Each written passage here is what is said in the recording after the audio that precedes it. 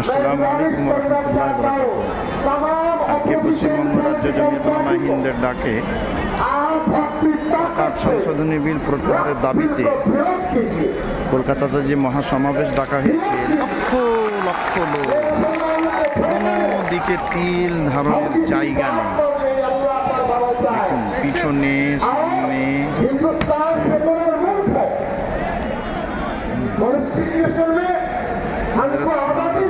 চৌধুরী সাহেব বক্তব্য রাখছেন। যতটা লোক সামনে আছে তার চাইতে বেশি লোক পিছনে আছে, ডান দিকে আছে, বাম দিকে আছে।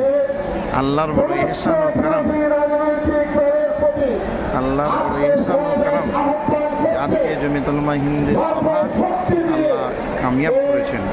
লক্ষ লক্ষ লোক, লক্ষ লক্ষ রাজপথে ভরে গেছে।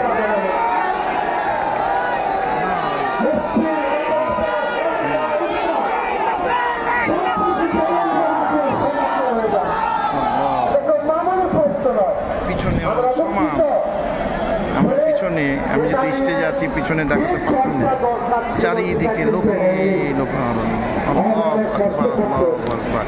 পশ্চিমবঙ্গের আপামর জনসাধারণকে বলছি, ওয়াকফ বিল যদি প্রত্যাহার না করে, এরকম আমরা লক্ষ লক্ষ লোক নিয়ে জমিয়তুল উলামা হিন্দের নেতৃত্বে, হযরত মাওলানা সিদ্দিকুল্লাহ চৌধুরী সাহেবের নেতৃত্বে আমরা নামবো ময়দানে ইনশাআল্লাহ। কিসের জন্য? আল্লাহর জন্য। কিসের জন্য? দেখে নিতে